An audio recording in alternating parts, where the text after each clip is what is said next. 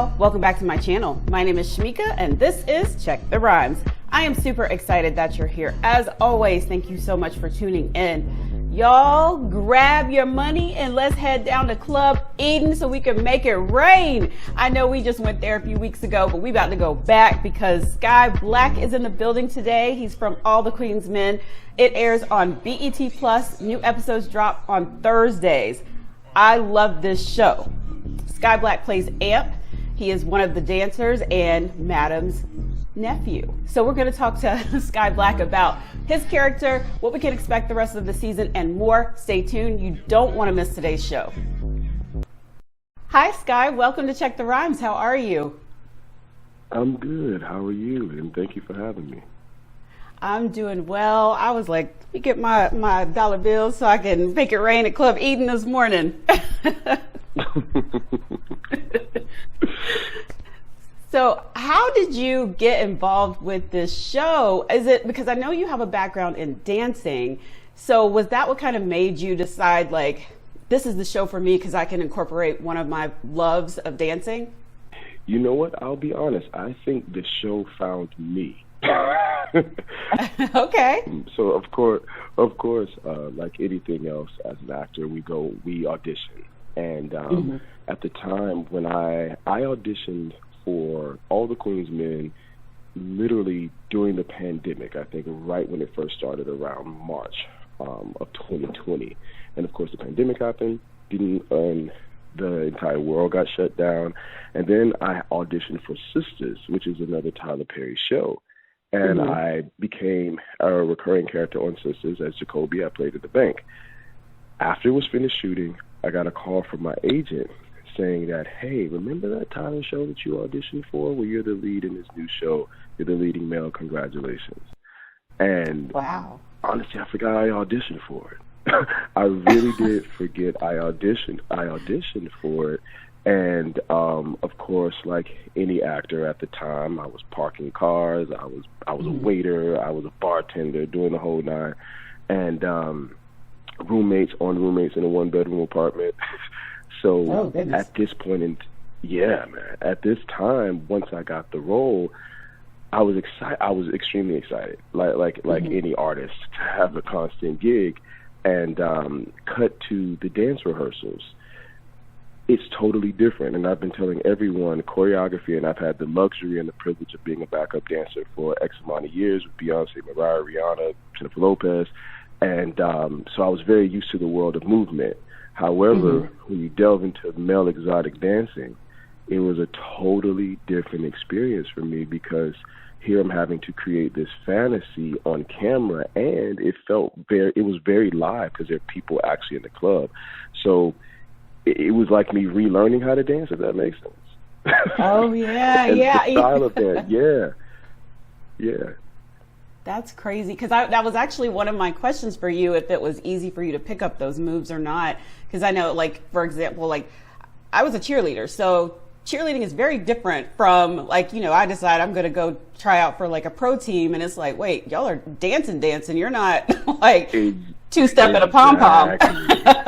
Yeah. Exactly. So yeah, it was. I would be remiss if I didn't say yes. Of course, it was easy for me to pick up steps and counts, but now we have to go to essence, feel, and type of dance to make it authentic. So that's why it's kind of like as if a ballet dancer, which I used to be, a ballet dancer can easily pick up the counts of a tap dancer. However, but you have to have the feel, the essence, and the actual steps and everything, because every form of dance is different with the terminology. So yeah, it was really it was a discovery process for me. I was like, wait, I should know how to do this. Why am I? I really all the guys, because that was their field. I learned a lot from them, an immense amount of how to make it look great on camera. Well, it paid off. Whatever advice they gave you, it paid off, because I wouldn't have known that it was. I know that y'all got my mama over here, like, drooling, watching y'all on TV. I'm like, what are you doing? Well, thank you. I'm going to say thank you, Mama, for watching us on TV. So I wanted to double back on one thing you mentioned, that you were a ballet dancer. Sometimes, at least for me, I would always hear some football players would take ballet, to help with their coordination. Is that kind of what got you into ballet, or was it just your love of dancing that led you there? No, I started dancing when I was a kid. I saw a Michael Jackson video, and I think it was, I don't know, I was so young. It was either Billie Jean or Beat It. And I was raised with my grandparents in Miami, Florida, and I said, hey, I want to do that. I want to do that. I want to be famous on TV, and I want to dance. And so, my grandparents, I have to give them their just undying love and affection for a little kid saying something and for them fostering it through. And they enrolled, my grandmother loved tap dancing. She loved Gregory Hines, so they enrolled me in a nearby school. I don't want to say a nearby school, Edwin Holland School of Dance. That was my first dance school ever at the age of 5. And I started learning to tap. And what they told my grandparents was he would pick up faster and have more discipline as far as movement and over his body if he also did ballet. And imagine imagine being in the South and then tell I'm a black man and then tell him, hey, we want your black son to take ballet. I mean, it wasn't quite the norm. So, but they went ahead, they acquiesced, they did it, and then I think the athleticism of it over the years intrigued me so much because it actually to this day still, I think ballet is the hardest thing I've ever done in my life, ever. And it's an art form where you're striving for perfection that does not exist. And so it doesn't exist, but you're striving for your idea of it.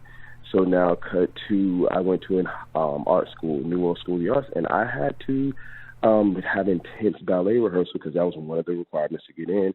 And how I became a professional ballet dancer, I had a teacher when I was 14 years old, and it was a black male teacher, and I'll never forget it. He said I would never be a professional dancer, and especially never a professional ballet dancer. And that was at my high school. And I always tell people, if you tell me I can't do something, thank you so much for your motivation. Oh, I like that. Cut to 16, I was pro. And I went into New York City, the official school of New York City Ballet, which is School of American Ballet in New York, on full scholarship. And then I went over into American Ballet Theater. Myself and Misty Copeland actually went in the same year. So it just was this evolving passion of athleticism, discipline, and it's actually the most helpful discipline I've done as far as my acting career is. It taught me so much. So, yeah. Well, it definitely paid off, I would say. So with Amp, you play the character Amp on All the Queen's Men.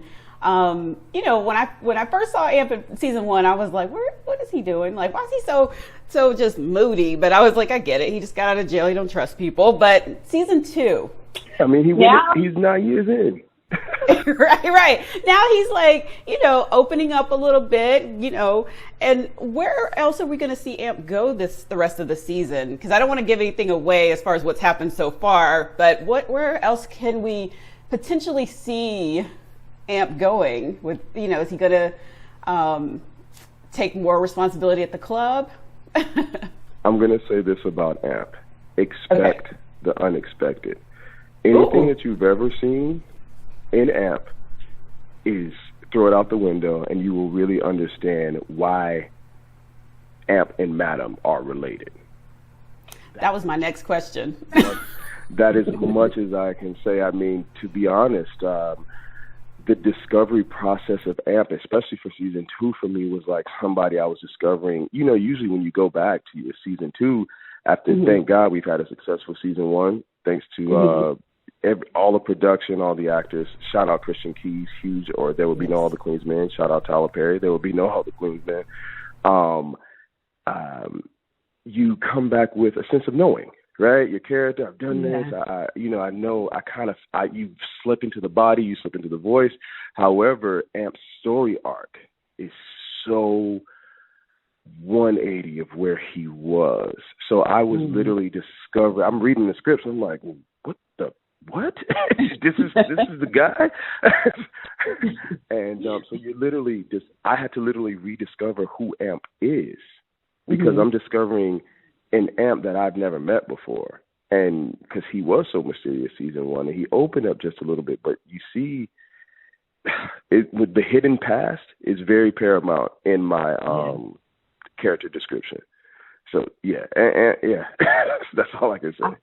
Well, I can't wait, because I was like, who is Amp's mama? How are they related? I know it's not the sister, but you know. I know all these questions. I mean, I had the same questions, but I mean, you're going to see a lot. I'll just leave it there. Okay. Well, I know that I will be locked in, and I'm sure everybody else, especially my mama, will be watching All the Queen's Men season 2. It's new episodes available on Thursdays on BET Plus. Thank you, Skyh Black, for joining me today on Check the Rhymes. I've had a blast talking to you. Thank you so much. And also, just to really quickly, guys, please tune. If you haven't seen season 1, it's on tonight at 10 p.m. on BET. Thank you for that. Guys, make sure you watch it. All right. Thank you, Skyh. Thank you so much.